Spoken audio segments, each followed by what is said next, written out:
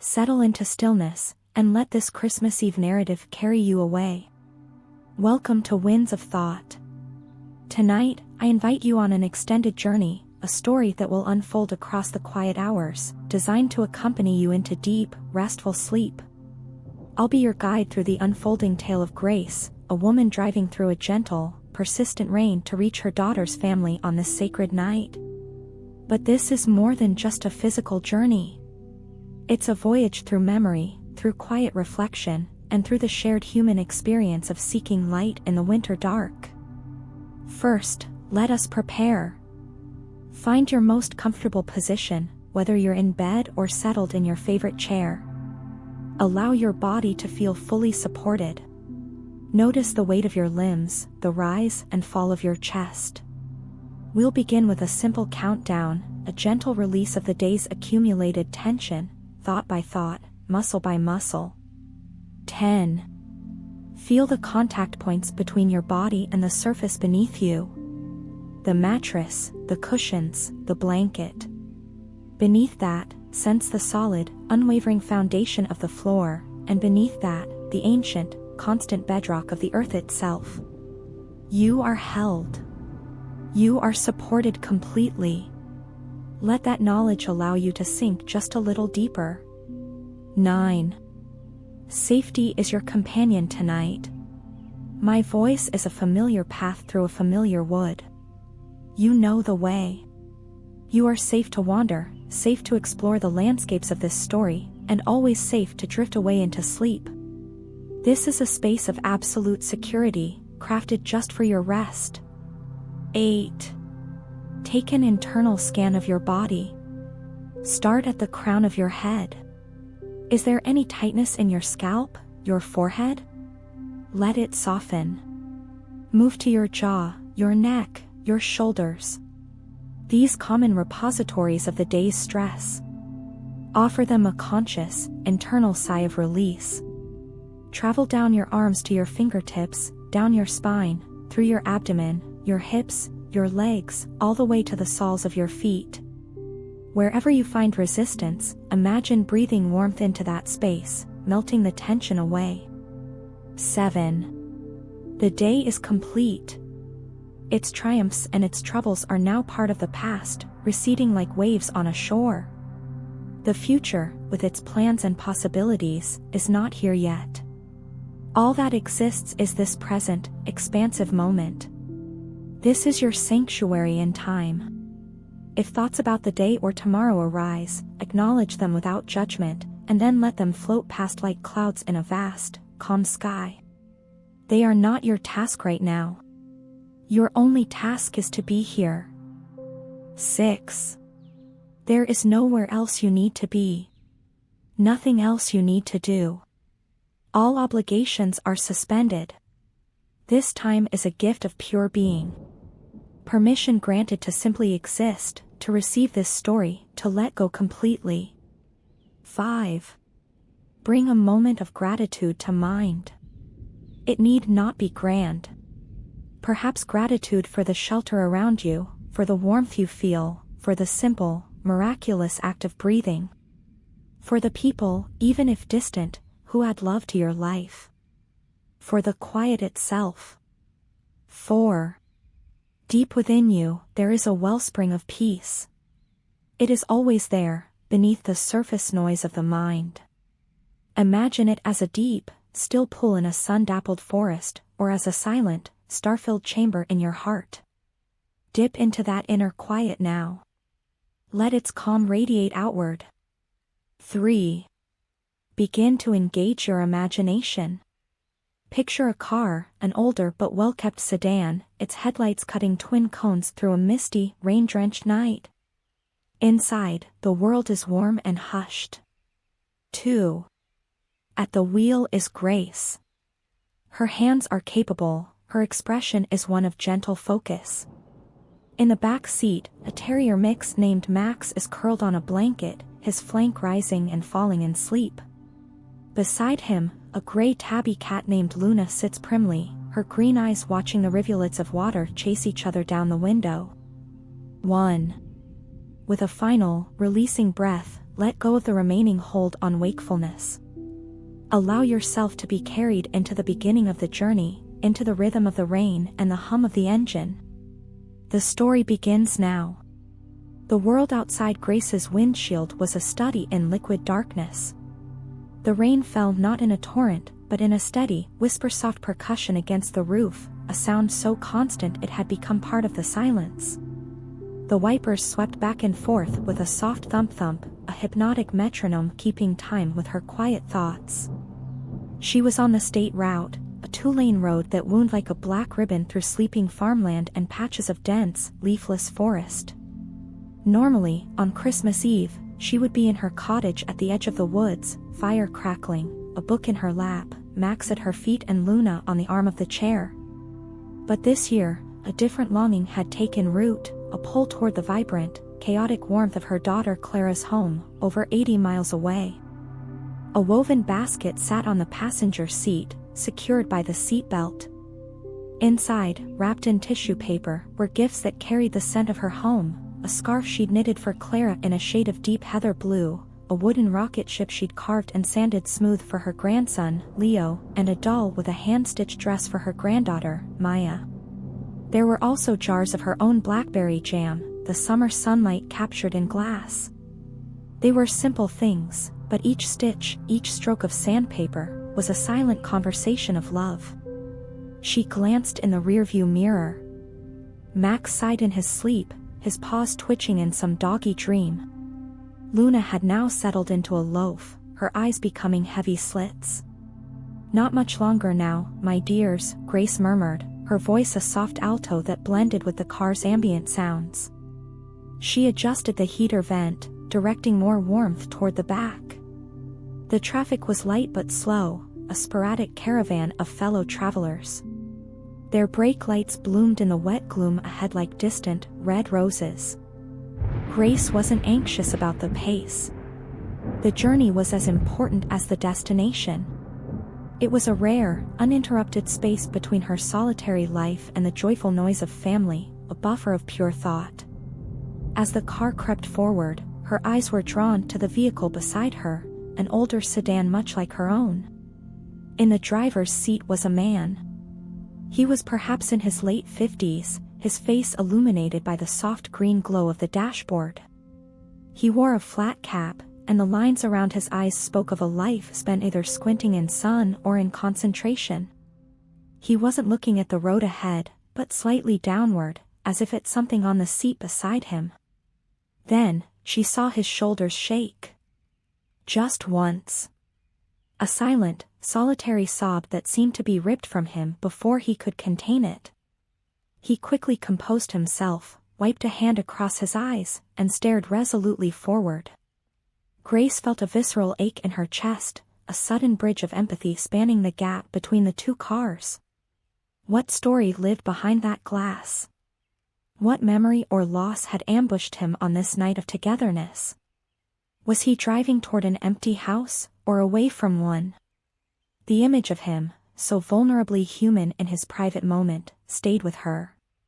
It was a reminder that every set of headlights on this road contained a universe of joy and sorrow, each person navigating their own inner weather. She sent a silent, unbounded wish for his peace into the damp night, wondering if such things could travel on the rain. A few miles later, the traffic came to a complete standstill. Up ahead, the pulsating red and blue lights of emergency vehicles painted the rain in surreal strokes. An accident. Grace turned the wheel slightly, edging onto the narrow shoulder to get a better view, her hazard lights clicking in unison with the others now dotting the roadside. An ambulance was there, its back doors open. The scene was methodical, not chaotic, but it cast a pall over the journey. It was a stark punctuation mark in the quiet narrative of the night, a reminder of life's fragility, of how plans could shatter in an instant. As she waited, the earlier feeling of spacious time began to contract. The cozy capsule of her car felt suddenly smaller. She thought of Clara, probably checking the clock in her warm, lit kitchen. She thought of Leo and Maya, trying to stay awake for just one more story. A tendril of worry, cold and thin, began to unwind in her stomach. What if she was too late? What if the magic hour of their Christmas Eve passed without her? To dispel the chill, she reached for the radio dial. The knob was smooth under her thumb. She turned it through bursts of static, fragments of cheerful music, and the emphatic voices of late-night talk radio. Then, she found a frequency where the static fell away, replaced by a clear, resonant voice. It was a woman's voice, calm and measured, as if speaking from a very quiet room. And so, on this longest night, the voice was saying, "We are invited not to fight the darkness, but to acknowledge it. To sit with it. For it is in the acknowledging that we first perceive the pinpricks of light." The ancient ones did not fear the winter solstice. They saw it as a turning point, a cosmic breath held before the exhalation back toward the sun. Your journey tonight, wherever you are physically traveling, is also an inner solstice. A turning. Grace's fingers stilled on the wheel. The words felt eerily apt, as if the radio host were speaking directly into her car, into her moment of slight unease. She turned up the volume just a little. "Consider the rain," the voice continued. "It is often seen as an inconvenience, a barrier. But it is also a cleanser, a connector. Every drop that falls tonight will eventually join a stream, then a river, then the vast ocean. In the same way, your solitary thoughts, your feelings, even the difficult ones, are not isolated. They are part of a greater human watershed. You are never as alone as you might feel." The voice was doing to her mind what the countdown had done to her body, easing tension, offering perspective. The knot of worry about the delay began to loosen. The red and blue lights ahead were not just a barrier, they were a testament to care, to people helping people on a rainy night. She looked again at the man in the car next to her, now patiently waiting like everyone else. He was part of this watershed. "We're going to take a short musical interlude," the radio host said, "a piece called Nocturne for the Winter Road. When we return, we'll explore the stories we tell ourselves about home." A simple, melancholic piano melody filled the car. It was sparse, with notes that fell like the rain itself, leaving space for the listener's own thoughts to fill in the gaps. Grace leaned back in her seat, allowing the music to wash over her. The accident scene ahead was slowly clearing, one lane was now getting the signal to move forward. As her car inched into motion, passing the now diminished emergency scene, she felt a shift. The initial cozy anticipation of her trip had deepened into something more contemplative. The radio segment had primed her mind. As she drove on, the dark, blurred landscape outside became a screen for her memories. She no longer saw just rain and trees, she began to see the ghostly impressions of other Christmas Eves. She saw herself as a young mother, frantically assembling a tricycle for Clara in their small apartment living room long after midnight, a sense of triumphant love overwhelming her exhaustion. She saw her own mother's hands, wrinkled and capable, stirring a pot of gravy, the smell of sage and turkey filling every corner of the house. She saw Clara as a teenager, pretending to be too cool for the family traditions, but whose eyes still shone when she saw the lit tree. Each memory was a distinct light in the rearview mirror of her years, growing smaller but never extinguishing. They were the constellations by which she had navigated her life. This current journey, she realized, was about adding a new, bright point to that constellation, one for Leo and Maya to remember one day. The traffic began to flow more freely, the road opening up before her. The rain, if anything, seemed to fall more softly. She had passed through the bottleneck, both on the road and in her spirit. A sign glowed green in her headlights, next exit 34 miles. She was over halfway there. Just as a sense of calm rhythm returned, a new light caught her attention, not from outside, but from her dashboard. A small, amber icon, one she rarely saw, had illuminated. It was the symbol of a car with squiggly lines behind it, the check engine light. A faint, unfamiliar tremor, more a vibration than a sound, seemed to pulse through the steering wheel.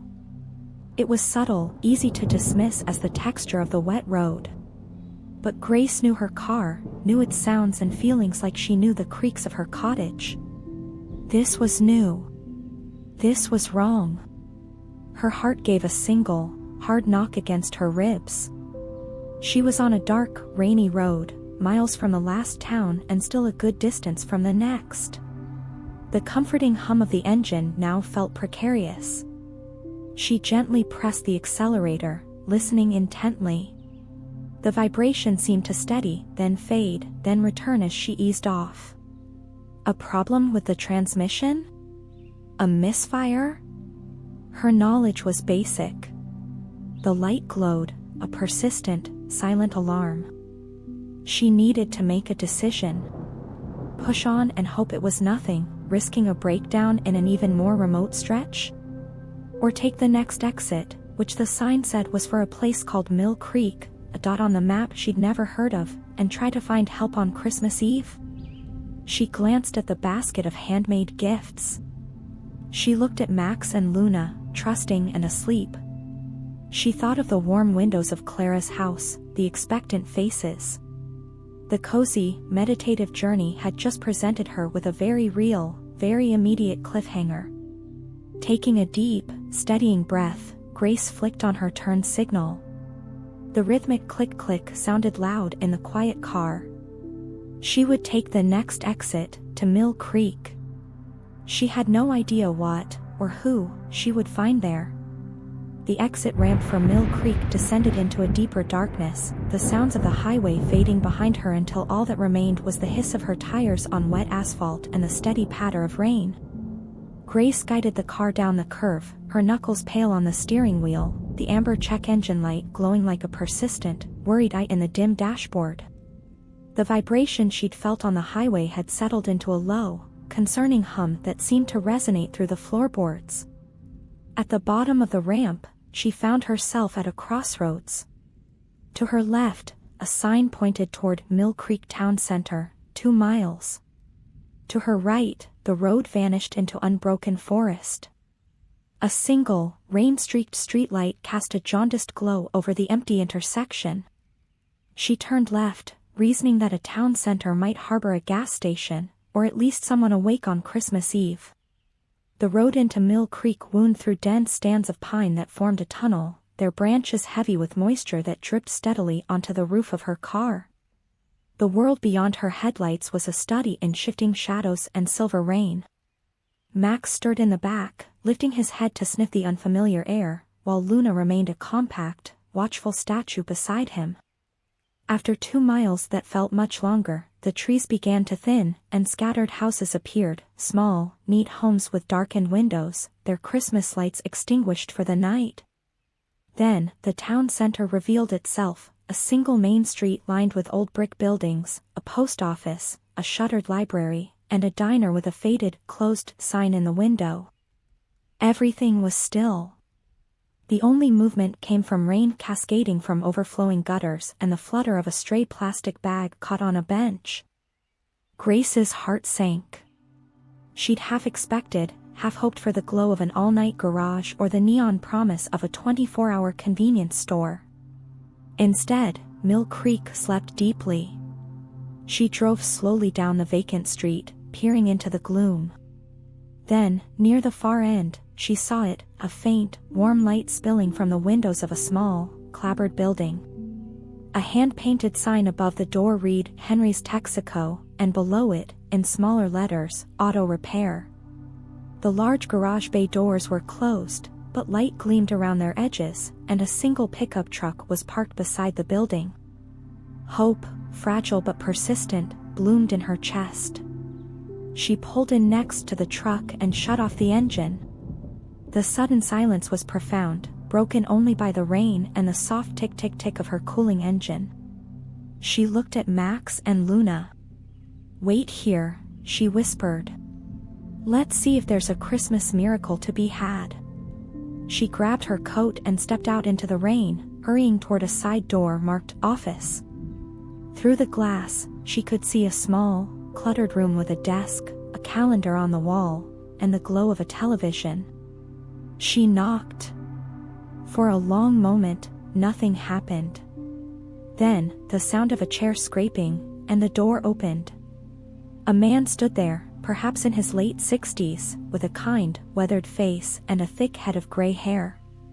He wore oil-stained coveralls and held a mug of coffee. He looked at her, then passed her at her car with its out-of-town plates, and raised his eyebrows. "Evenin'," he said, his voice a gravelly baritone. "You're a long way from the highway." "I am," Grace said, relief making her words rush out. "I'm so sorry to bother you." "My car," the check engine light came on, and there's a vibration. "I'm trying to get to my daughter's for Christmas. Is there any chance you could take a look? I know it's terribly late." The man, Henry according to his name tag, took a slow sip of his coffee, studying her car. Christmas Eve, he mused, more to himself than to her. He looked back at her anxious face, at the basket of gifts visible on her passenger seat. He sighed, a sound of resignation that wasn't unkind. "Well, I'm here, aren't I? Bring it into the bay. Let's see what we're dealing with." The gratitude that washed over Grace was so intense it brought sudden tears to her eyes.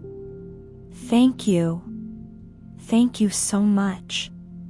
"Don't thank me yet," Henry grumbled, but he was already moving to hit the button for the garage door. It rattled upward, revealing a workspace that was orderly chaos, tools on pegboards, stacks of tires, the smell of oil and gasoline. "Pull her right in." Grace carefully maneuvered her car into the bright, warm bay. Henry gestured for her to pop the hood. As she did, he rolled a tall lamp over and peered inside, his movements practiced and deliberate. He listened to the engine idle, his head cocked. "Sounds like a misfire," he said after a moment. "That'd be your vibration. Could be a coil pack, could be a spark plug. Let me hook up the scanner." As he retrieved his diagnostic tool, Grace leaned against the workbench, watching him. The garage felt like a sanctuary, a bubble of light and human industry in the vast, rainy night. Max gave a soft whine from the back seat.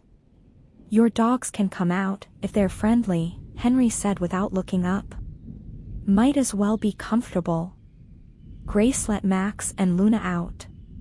Max immediately trotted over to Henry, tail wagging, and received an absent-minded pat on the head. Luna, with feline discretion, found a stack of clean shop towels in a corner and began making a nest. The scanner beeped. Henry read the code. "Cylinder 3 misfire, like I thought. Probably the ignition coil. Common enough on these." He straightened up and looked at her. "I've got the part. It's not a big job. But it'll take me about 45 minutes.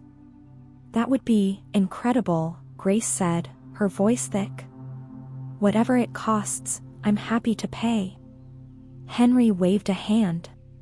"We'll sort that later. There's a waiting room through there," he pointed to a door, with a coffee pot that's probably still warm. "Make yourself at home. This won't take long." The waiting room was a small, Spartan space with vinyl chairs, outdated magazines, and the promised coffee pot on a hot plate. Grace poured herself a cup, not because she wanted caffeine, but for the warmth of the mug in her hands. She sat by the window, watching the rain streak down the glass, listening to the comfortable sounds of Henry working in the next room, the clink of tools, the whir of a ratchet. Her mind, released from the immediate anxiety of the breakdown, began to wander again. She thought of the man she'd seen crying in his car on the highway. She thought of the radio host's words about a human watershed. And now, here she was, in a stranger's garage in the middle of the night, receiving unlooked-for kindness. The threads of connection, thin but strong, were weaving themselves through her journey. After about 20 minutes, Henry appeared in the doorway, wiping his hands on a rag. "Got the old one out.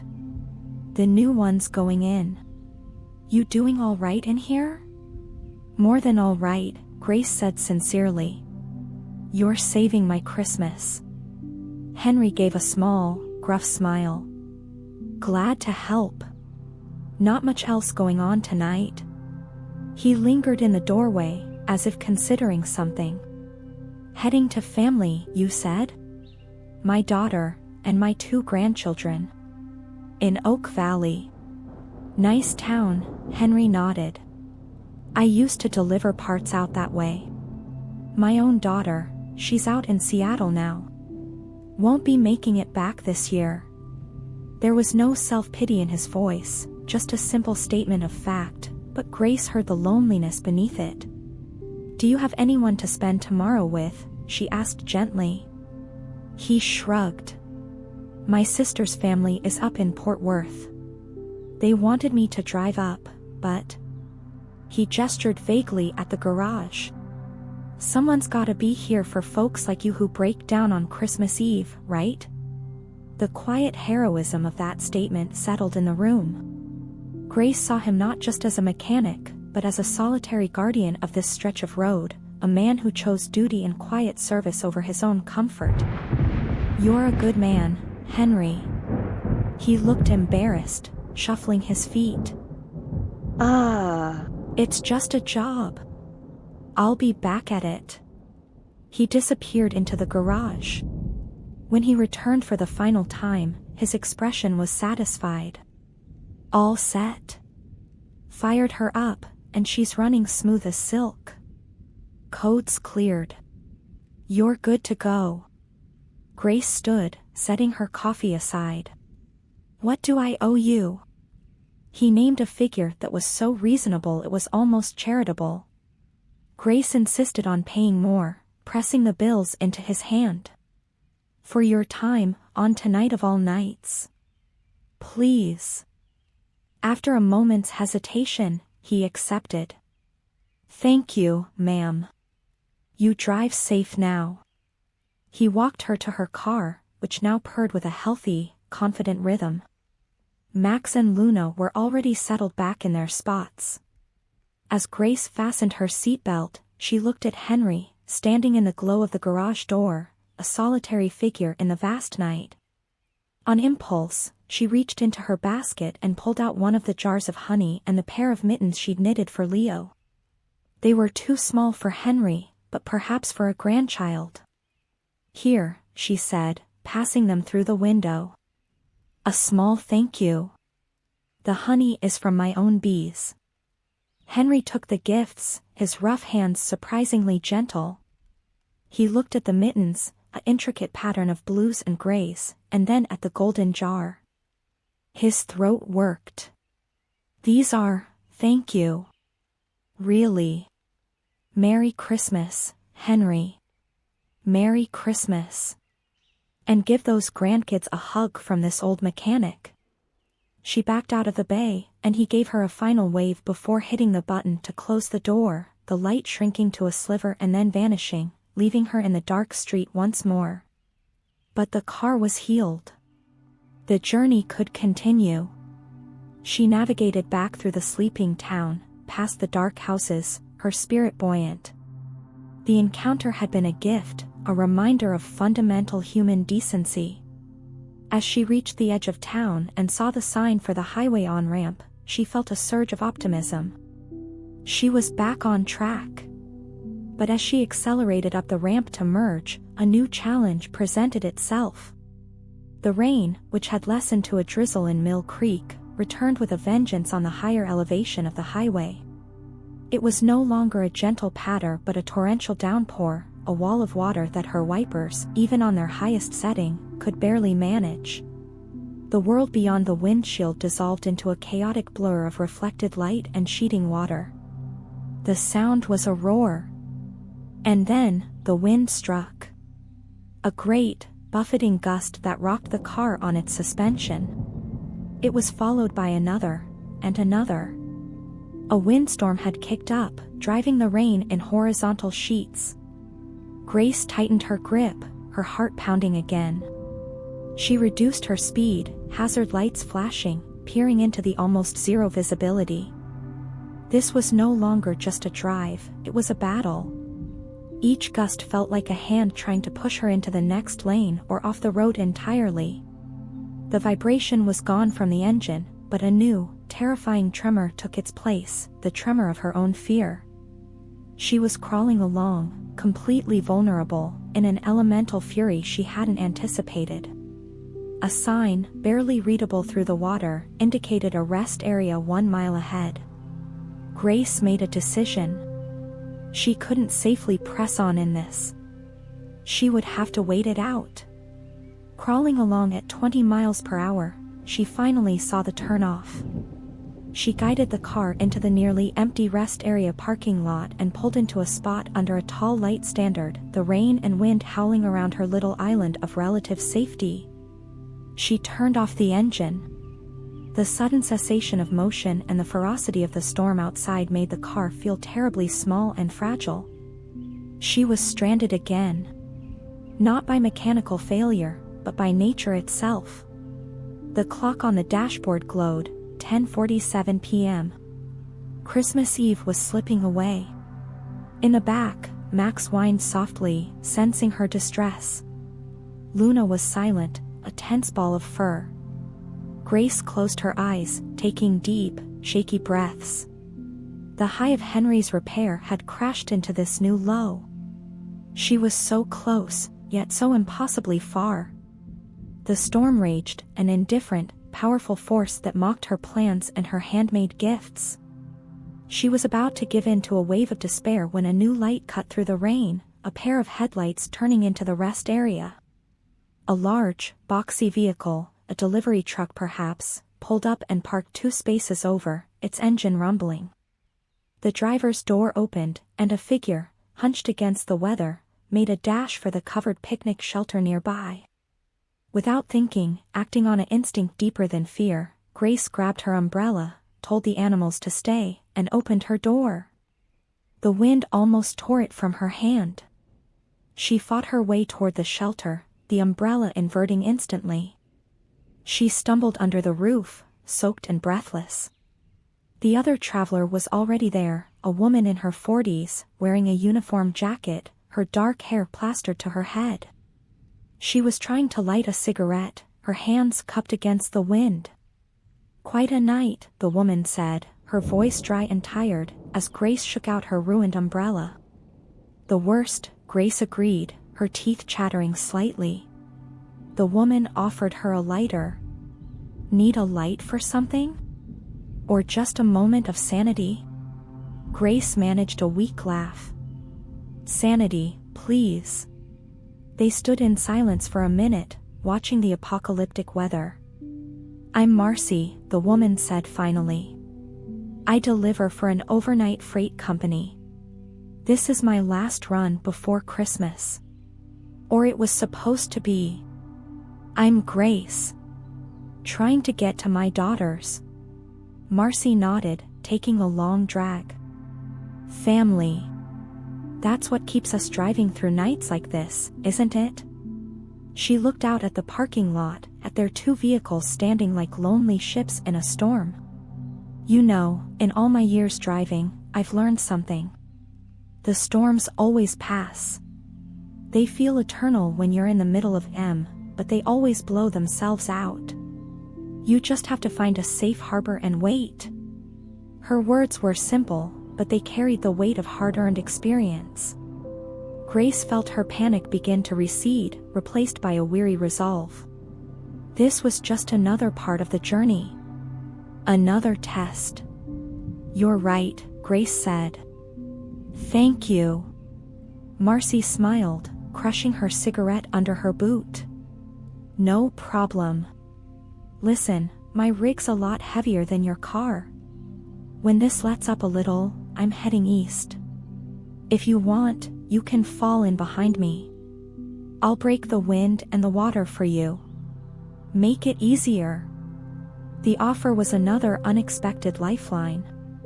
"I would appreciate that more than you know." "Good. Now get back to your car before you catch your death. I'll flash my lights when I'm pulling out." Grace hurried back through the relentless rain, the brief human contact warming her more than any heater. She climbed back into her car, dripping, but her spirit was steadier. She had a plan.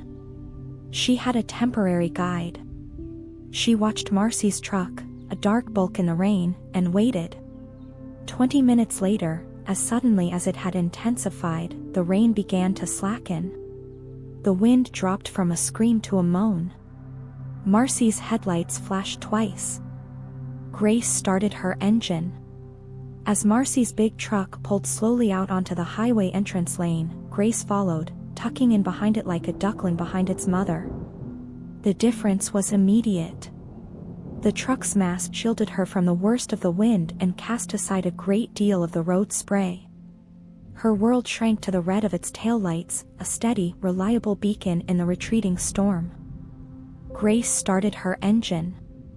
As Marcy's big truck pulled slowly out onto the highway entrance lane, Grace followed, tucking in behind it like a duckling behind its mother.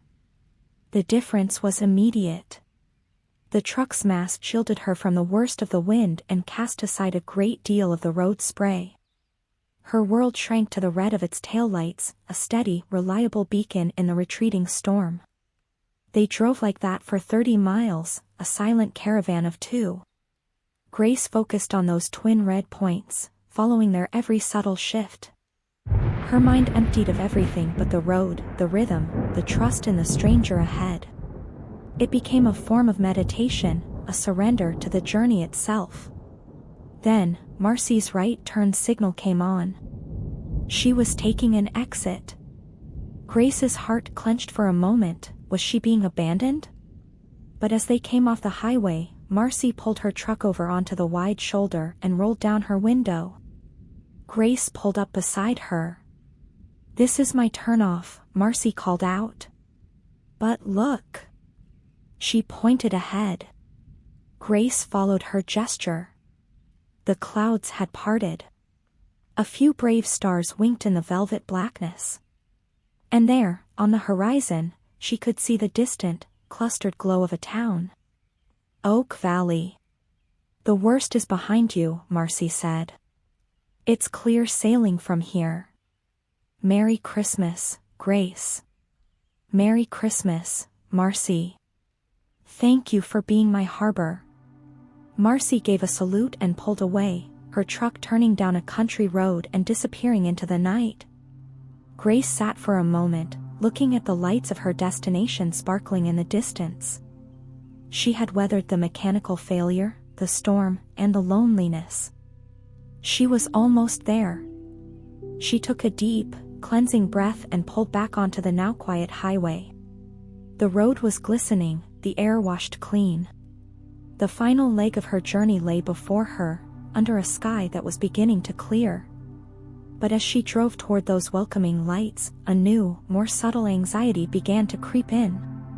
After all the delays, after the adventures and the strangers turned guardians, what would she find when she finally arrived?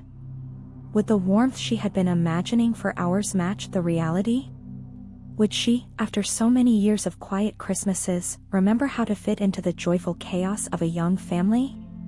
The external obstacles had been overcome. Now, the final challenge was an internal one, crossing the threshold from solitude to celebration, from being a traveler to being home.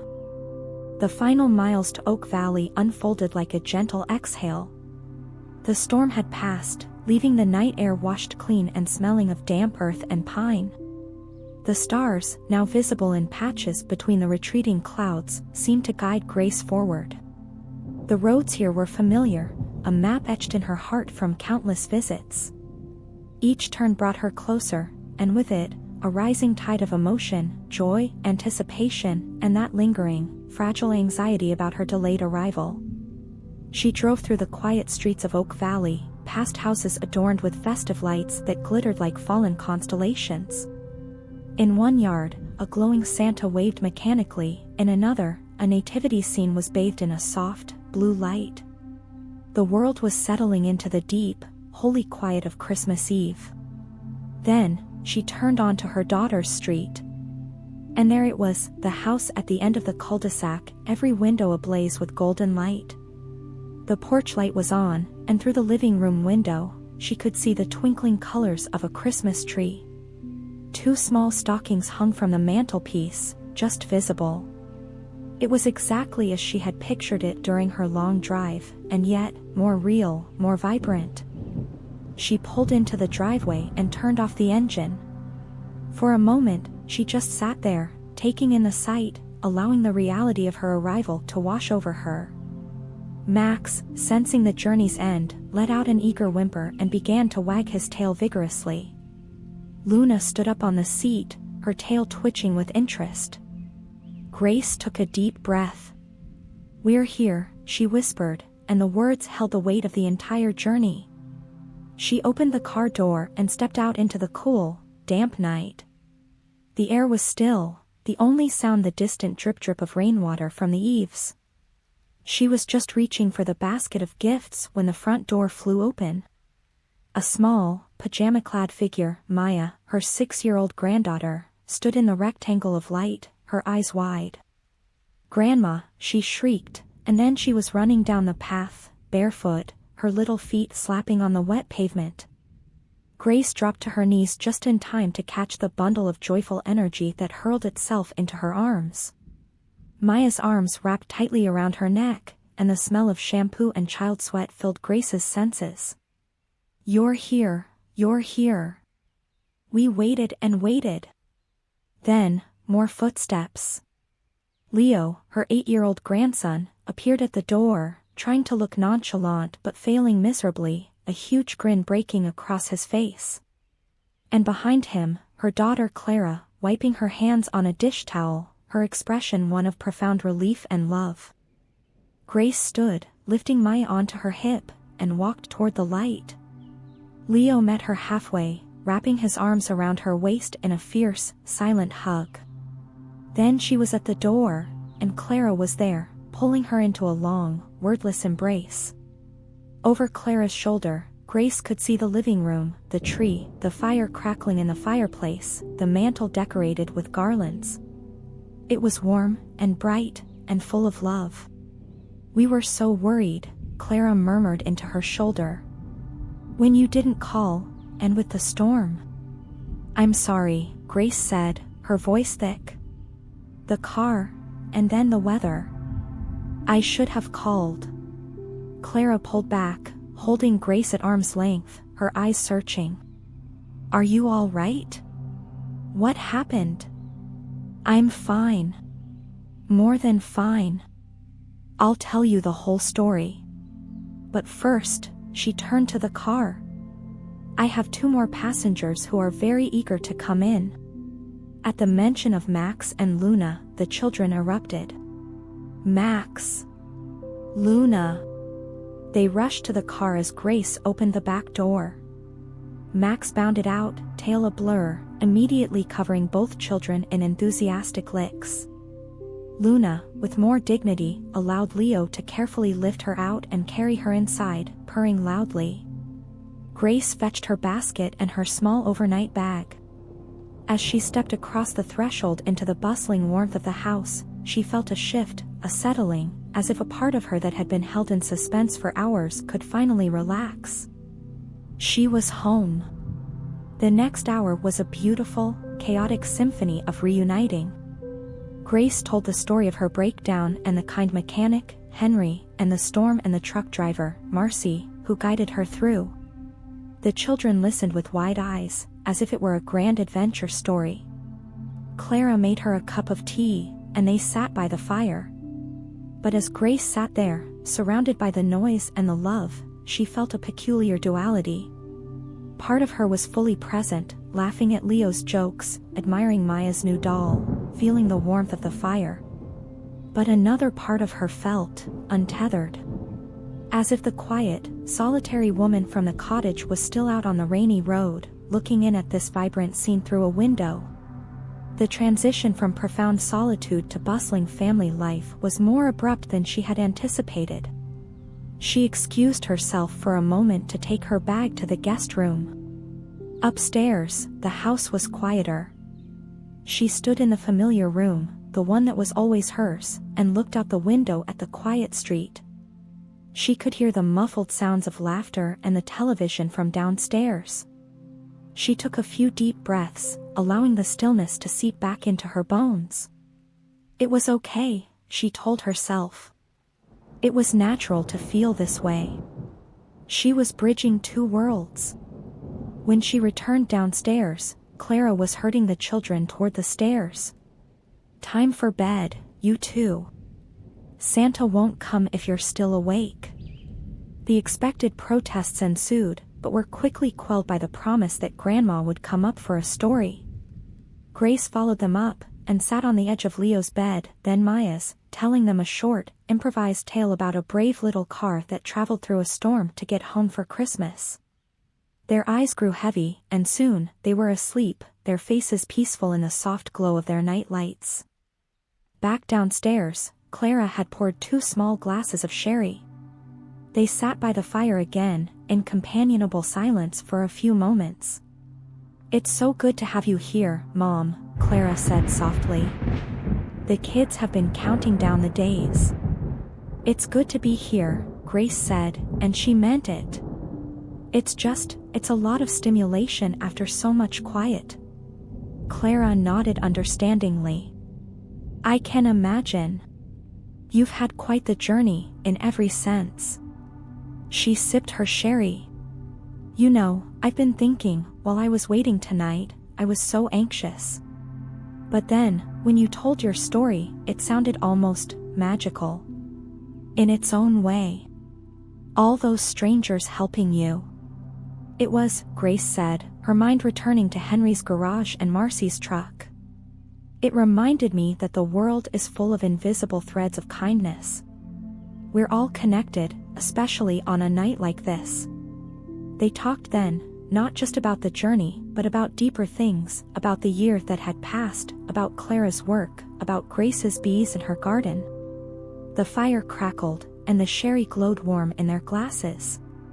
It was a moment of pure, adult connection, and Grace felt the last of her internal dissonance melt away. Later, after they had finished wrapping a few last-minute gifts and setting out the stockings, Clara went up to bed. Grace stayed by the fire for a while longer, watching the embers. The house was now completely silent, save for the soft ticking of a clock. Max was asleep at her feet, and Luna was curled on the hearthrug. She thought about the man crying in his car. She wondered if he had found his peace. She thought about Henry, alone in his garage, and Marcy, finishing her delivery run. She sent silent wishes to them all, a web of goodwill spun from the quiet of her daughter's living room. Then, she noticed something. On the mantel, next to a framed photo of the kids, was a small, wooden ornament she had given Clara many years ago, a carved angel. Seeing it there, amidst the other decorations, filled her with a deep sense of continuity. She was part of this. Her love was woven into the very fabric of this home. Feeling at peace, she was about to head up to bed herself when a soft sound caught her attention. It was coming from outside. A faint, melodic jingling, like tiny bells. She stood and went to the front window, peering out into the night. The street was empty, the houses dark. But then, she saw movement at the far end of the cul-de-sac. A figure was walking, slowly, under the streetlights. It was an old man, dressed in a long coat, and he was leading. Was that a dog? No, as he passed under a light, she saw it was a small, shaggy donkey. And the donkey was laden with packs, from which came the gentle jingling sound. Grace blinked. Was she dreaming? The man and his donkey walked slowly, steadily, down the middle of the quiet street. They passed her daughter's house, and for a moment, the old man turned his head. His eyes met hers through the window. He had a kind, wrinkled face, and his eyes seemed to hold a timeless wisdom. He gave a slight, almost imperceptible nod, and then continued on his way, vanishing into the shadows between the streetlights. Grace stood at the window for a long time, her heart beating strangely. Had she really seen that? Or was it a trick of the light, a product of her tired mind and the lingering magic of the night? She shook her head, a smile touching her lips. It didn't matter. In the spirit of this night, anything seemed possible. She locked the door, checked on the sleeping children, and finally went to bed. But as she lay in the dark, listening to the unfamiliar sounds of the house settling, her mind returned to that mysterious figure. Who was he? Where was he going on this cold, clear Christmas Eve? And what was his story? Her own journey was over, but it seemed the night still held mysteries. And with that thought, she drifted into a deep, dreamless sleep. Grace woke to the soft, gray light of Christmas morning filtering through the guest room curtains. For a moment, she was disoriented, the unfamiliar ceiling and the faint, sweet smell of the house, a blend of pine, cinnamon, and childhood, telling her she was not in her cottage. Then, the memories of the previous night cascaded in, the harrowing storm, the kind strangers, the warm reunion, and finally, that strange, silent vision of the old man and his donkey walking down the sleeping street. Had she dreamt it? It felt so vivid, yet so impossible. Downstairs, the house was still quiet. She lay still, listening to the profound silence that only exists in the early hours of a holiday, before the wrapping paper tornado begins. Max was a warm weight at the foot of the bed, and Luna was curled on the dresser. The anxieties of the journey were gone, replaced by a deep, solid contentment. She was here. She had made it. The quiet was soon broken by the unmistakable, thunderous patter of small feet in the hallway, followed by hushed, excited whispers. Is she awake? Shh! You'll wake her. Then, a gentle knock on her door. Grandma? Are you awake? It's Christmas. Grace smiled, her heart swelling. Come in. The door burst open and two pajama-clad missiles launched themselves onto the bed. Leo and Maya, their faces alight with a joy so pure it seemed to brighten the dim room. They nestled into her, their questions coming in a rushed, breathless stream. Did she hear Santa? Did she see the reindeer? Did she sleep well? I slept wonderfully, Grace said, hugging them close. And I think I heard some bells last night. Very faint ones. The children's eyes went wide. That was Santa's sleigh, Maya declared with absolute authority. After a few minutes of cuddles, the inevitable pull of the presents under the tree became too strong. The children scrambled off the bed, begging her to hurry downstairs. Grace dressed quickly in comfortable clothes and followed the sound of their excited chatter. The living room was a scene of perfect, cozy chaos. The Christmas tree, which had been neat and orderly the night before, was now surrounded by a sea of torn wrapping paper, ribbons, and boxes. Clara, in her robe, was sipping coffee and laughing as Leo zoomed a new robot across the floor, while Maya was carefully dressing her new doll in the hand-stitched clothes from Grace's basket. "Merry Christmas, Mom," Clara said, getting up to give Grace a hug and a mug of coffee. The kids couldn't wait a second longer. "It's perfect," Grace said, taking in the scene. She watched as Maya hugged the doll tightly, and as Leo examined the wooden rocket ship, tracing the smooth curves she had sanded. The gratitude in their faces was the best gift she could have received. The morning unfolded in a leisurely, sugary haze. They made a big breakfast together, pancakes shaped like snowmen, bacon, and fresh fruit. Grace told the children more about her adventure, about the nice mechanic Henry and his garage, and about Marcy the truck driver who led her through the storm. To them, it was an epic tale, and they listened with rapt attention. After breakfast, while Clara started preparations for the Christmas dinner, Grace took the children outside for a walk. The world was fresh and clean from the previous night's rain. The sun was a pale silver disk behind thin clouds, and the air was crisp. They walked around the neighborhood, the children pointing out the best light displays and stopping to say hello to other families out walking their new puppies or trying out new bicycles. As they walked, Grace found her eyes scanning the street, the sidewalks, looking for any sign, a hoofprint in the soft mud of a garden bed, a dropped bell, that might corroborate her midnight vision. She saw nothing, of course. But the memory of the old man's nod, that moment of silent recognition through the window, lingered. It felt less like a dream and more like a secret, a small, personal mystery gifted to her by the night. When they returned, the house was filled with the rich, savory smell of roasting herbs and turkey. Clara had music playing, a mix of classic carols and jazzy holiday tunes. Grace offered to help, and soon they were working side by side in the kitchen, peeling potatoes, trimming green beans, and talking. It was during this companionable work that Grace decided to share what she had seen. "Clara," she began, her voice casual. "Last night, after everyone had gone to bed, I saw something a little odd from the front window." "Oh?" Clara asked, not looking up from the onion she was chopping. "An old man, walking down the middle of the street. He had a little donkey with him, with packs that jingled." Clara paused her chopping and looked up, her expression one of mild curiosity, not disbelief. "Really? On our street? That is odd. Old Mr. Henderson down the block has a miniature donkey for his grandkids, but I can't imagine him taking it for a walk at midnight." "This wasn't Mr. Henderson," Grace said. "This man was different. He had a long coat. And he looked right at me. He nodded." A slow smile spread across Clara's face. "You know, there's a local legend around here. Not many people know it.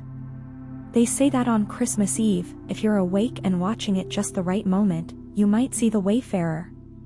"The Wayfarer?" "It's an old story," Clara said, resuming her chopping. "Supposedly, it's the spirit of a peddler or a wanderer from centuries ago, who got caught in a blizzard on Christmas Eve around these parts. The townsfolk took him in, fed him, gave him shelter.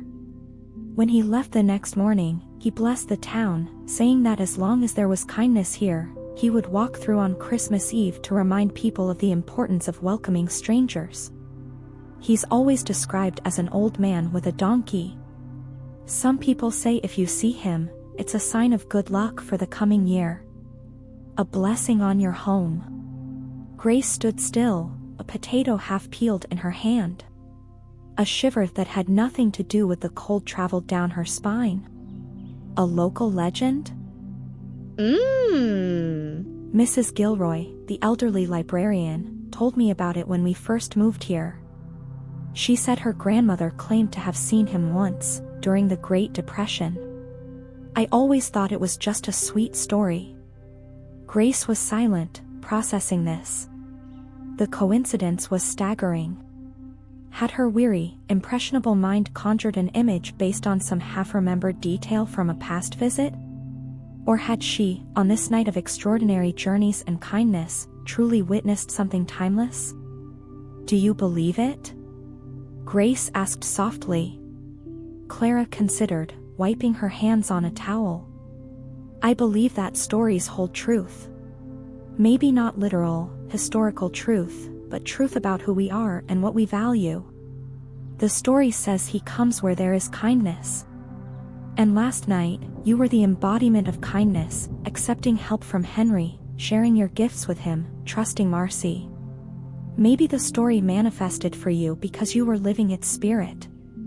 Her daughter's words, wise and gentle, settled into Grace's heart. It didn't need to be proven as a factual event. Its meaning was what mattered. The afternoon melted into the warm, lazy rituals of the holiday. They played board games, built a complicated Lego spaceship, and watched a classic Christmas movie. Grace felt fully integrated now, the last vestiges of her solitary self comfortably merging with her role as grandmother, as mother. The journey was complete not just in miles, but in spirit. As dusk began to paint the sky in shades of lavender and rose, Grace felt a gentle pull. She slipped on her coat and told Clara she was going for a short, solitary walk. She needed to breathe in the quiet of the ending day. She walked without a specific destination, through the quiet streets of Oak Valley. The Christmas lights began to wink on, one house at a time. Her thoughts were peaceful, meandering like her steps. She thought about the watershed of humanity the radio host had described. She had been a drop in that stream last night, flowing from helper to helped, from stranger to friend. Her walk led her, almost without conscious direction, to a small neighborhood park.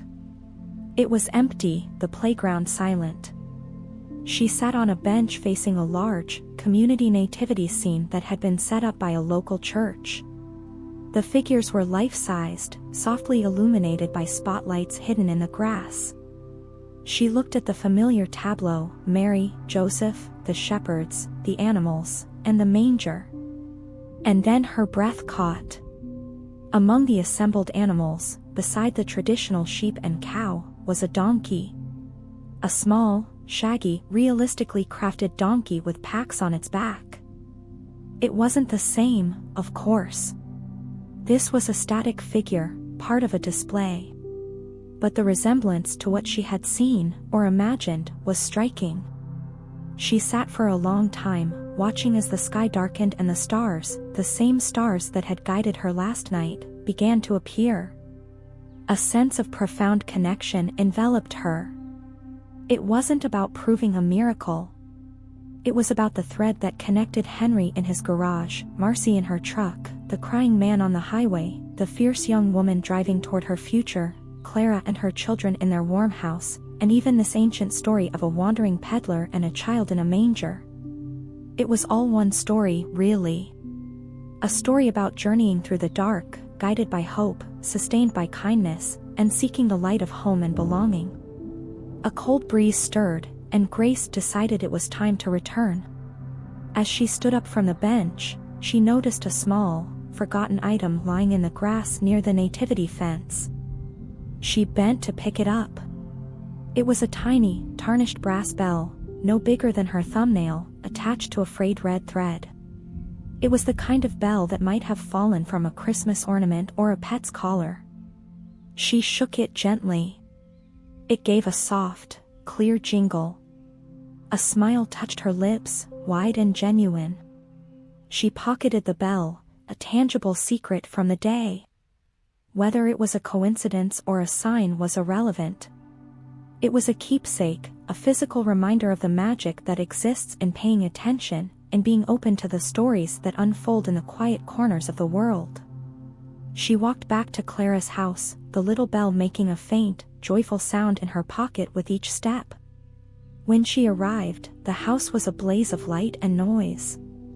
Dinner was ready, and the family gathered around the table, which was groaning with food. They held hands as Clara said a simple grace, thanking the universe for safety, for family, and for the love that brought them all together. As Grace squeezed her daughter's and grandchildren's hands, she knew this was the true destination. Not just a place on a map, but this moment of connection. The journey's trials, the broken car, the storm, the doubt, had made this warmth all the sweeter. After dinner, as they all relaxed in the living room, full and happy, Leo snuggled up next to Grace on the sofa. "Grandma," he said, his voice sleepy. "I'm glad your car broke." Grace laughed, surprised. "You are? Why?" "Because if it didn't, you wouldn't have met Henry and Marcy. And then we wouldn't have that cool story. Out of the mouths of babes. The obstacle was the path. The breakdown was the story." Grace hugged him close. "Me too, sweetheart.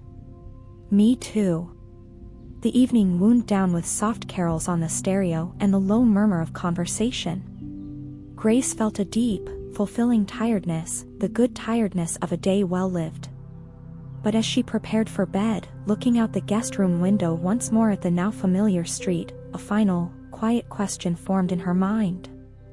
The journey was over, the mystery of the wayfarer given a beautiful, local context. Yet, she felt this wasn't the end. The story she had lived was now part of her, and part of her family's lore. What would she do with it? How would this extraordinary Christmas Eve change the ordinary days that would follow? The road back to her cottage awaited in a few days, and her quiet, solitary life there.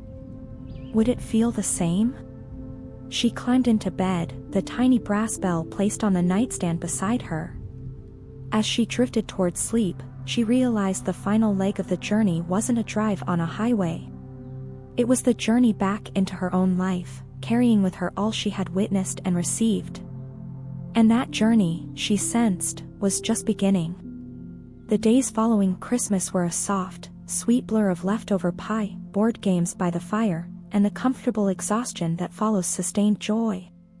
Grace watched her grandchildren with a full heart, memorizing the new patterns of their laughter, the way Maya now carefully poured imaginary tea for her doll, the serious concentration on Leo's face as he explained the rocket's mission to the moon. She helped Clara tidy the house, the ritual of washing dishes and folding linens becoming a silent, bonding meditation. But as New Year's Eve approached, a gentle pull began in Grace's chest, the subtle magnetic call of her own space, her own rhythms. Her cottage in the woods, her bees hibernating in their hives, the familiar creak of her own floorboards, they were whispering to her. It was time to complete the circle. On the morning of her departure, the weather was a gift, a clear, cold day with a sky the color of a robin's egg. The world was crisp and still, a stark contrast to the liquid, storm-ridden night of her arrival. Clara helped her pack the car, now replenished with leftovers, children's drawings, and the lingering scent of family. Max and Luna, having been thoroughly spoiled, seemed ready for the calm of their own territory. The goodbyes were heartfelt but not sad. They were layered with the new certainty that the distance was just geography, and the connection was unbreakable. "Drive safely, Mom," Clara said, holding her tight at the driver's side door. "Text me when you're home." "I will, my love. Thank you for everything." Leo and Maya attached themselves to her legs. "Will you come back soon?" Maya asked, her lower lip trembling just a little. "Of course I will," Grace said, kneeling to their level. "And you can come visit me in the spring. We'll check on the bees and look for tadpoles in the creek." With final waves, Grace pulled away from the curb, watching the trio on the sidewalk shrink in her rearview mirror until she turned a corner.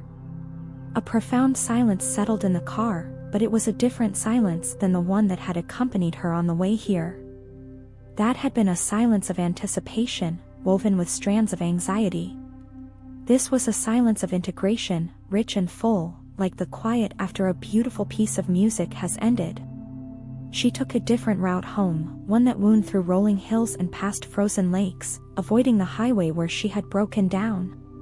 The journey was uneventful in the best possible way. The car hummed reliably, a testament to Henry's skill.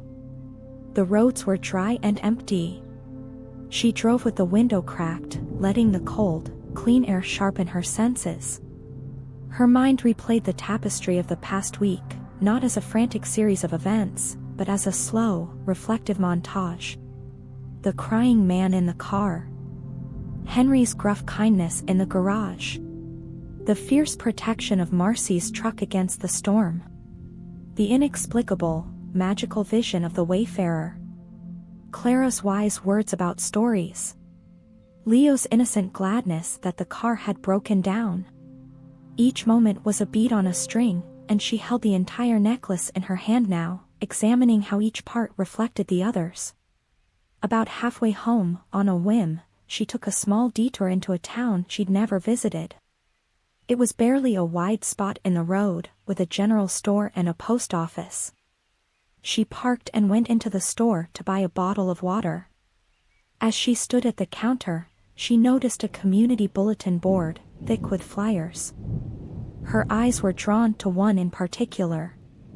It was a notice for a volunteer driver program, seeking people to transport elderly residents to medical appointments. At the bottom was a handwritten note: "Kindness is a journey we make together." She smiled, a private, knowing smile. She wasn't sure if she had the capacity for a regular commitment, but she took a photo of the flyer with her phone. The message felt like a postscript from the universe, a nudge to keep the spirit of her Christmas Eve alive. Back on the road, the landscape grew more familiar. The dense commercial forests gave way to the mixed hardwoods and pines that surrounded her valley. Her heart lifted as she recognized a particular bent oak tree, a certain rocky outcrop. She was in her territory now. Finally, she turned onto the gravel lane that led to her cottage. The tires crunched on the frozen ruts. Through the bare trees, she saw the peaked roof, the stone chimney, the familiar green shutters. A wave of pure, unadulterated belonging washed over her. This was her place. She had chosen it, built a life here, and now she was returning to it, not as an escape, but as a homecoming to a different part of herself. She parked and let Max and Luna out. They burst into the yard, Max sniffing every bush with frantic excitement, Luna striding with purpose toward the front porch as if she'd never left. Grace stood for a moment, breathing in the cold, pine-scented air, listening to the absolute quiet, broken only by the call of a chickadee. Inside, the cottage was cold and still.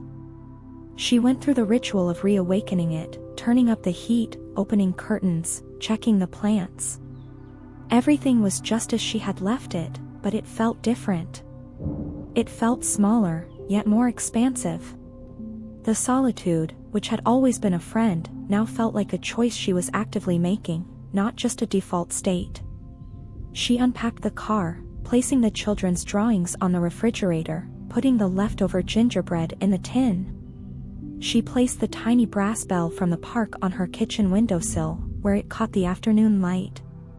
In the days that followed, Grace slipped back into her routines, the morning walks with Max, the quiet afternoons with a book, the careful monitoring of her beehives under their winter wraps. But the routines were now underpinned by a new awareness.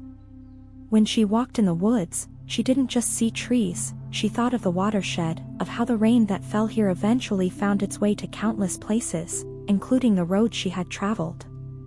When she sat by her fire, she thought of Henry in his garage, keeping his own kind of watch.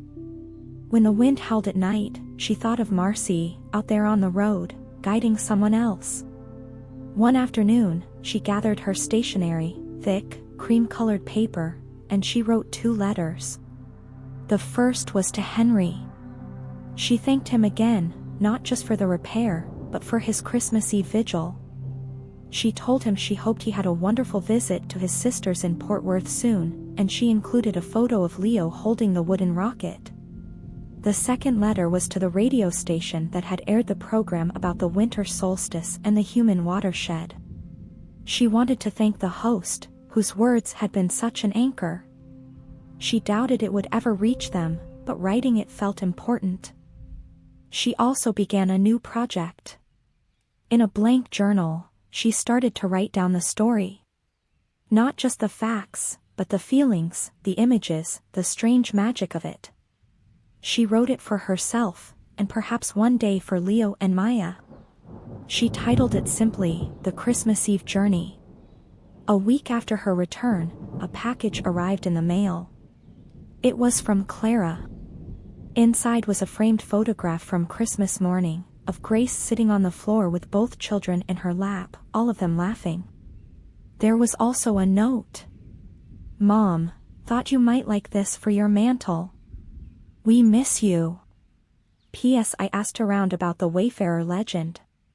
Mrs. Gilroy at the library said that in all the tellings, he's only ever seen by people who are themselves at a crossroads, either literally or in their hearts. She said it's a sign that you're on the right path, even if the path is hard. Love you." Grace placed the photo on her mantle, right in the center. She looked at her laughing face, surrounded by her grandchildren, and felt a deep sense of rightness. The path that had felt so uncertain, so fraught with obstacles, had indeed been the right one. Winter deepened, and the snows came, blanketing her little valley in pristine white. Her life returned to its quiet patterns, but the silence was no longer empty. It was filled with the echoes of connection. One evening, as she was reading by the fire, she heard a soft jingle. She looked up. The little brass bell on the windowsill had fallen over, knocked by a draught or perhaps by a curious Luna. She picked it up, holding it in her palm. She thought about crossroads. Her journey had been one long crossroads, from the moment the check engine light glowed. Every decision, to exit, to trust Henry, to follow Marcy, to open herself to the strange vision, had been a turn onto a new path. And each path had led her deeper into an understanding she could never have gained by staying safely in her cottage. The greatest gift of the adventure was not that it had happened, but that it had changed her seeing. She now looked at her solitary life and saw not isolation, but a node in a vast, invisible network. She was part of Henry's story, part of Marcy's, part of the crying man's, part of the young woman's. And they were all part of hers. The network was woven from acts of attention, of kindness, of simply showing up for the journey, whatever it brought. On a clear, cold night in mid-January, Grace bundled up and went outside. The sky was a dazzling spill of stars, infinitely deep. She looked up, her breath forming plumes in the air, and found the constellation Orion, the hunter, striding across the heavens. She thought of all the people, throughout history, who had looked up at these same stars, feeling alone or guided, seeking meaning in their patterns. She was not alone. She was connected to everyone she had ever loved, everyone she had ever briefly met, and everyone who had, in ways large or small, helped her along her way. The universe was not a cold, empty space, but a living network, a watershed of souls. She went back inside, the cottage warm and welcoming. She stoked the fire, made a cup of tea, and sat in her chair. Max settled at her feet, Luna purred on the armrest. The journey was complete. The traveler was home. And home was no longer just a place on a map, but a feeling she carried within her, a feeling of being profoundly, inextricably, and kindly connected to the great, unfolding story of it all. She closed her eyes, listening to the crackle of the fire, the gentle rhythm of her animals breathing, and the vast, silent song of the winter night outside. In that moment, there was no difference between the journey and the destination. She had arrived. And so, dear listener, our long tale winds to its gentle close. Grace's journey, through external storms and internal landscapes, has found its harbor. But remember, every ending is also a quiet beginning. The path you walk today, with its own challenges and moments of beauty, is part of your unique story. May you travel it with an open heart, trust in the kindness of strangers who become guides, and always find your way back to your own sense of home, wherever and whatever that may be. Thank you for journeying with Grace, and with us here on Winds of Thought. May your nights be peaceful, your dreams be gentle, and your own path be lit by stars. Good night.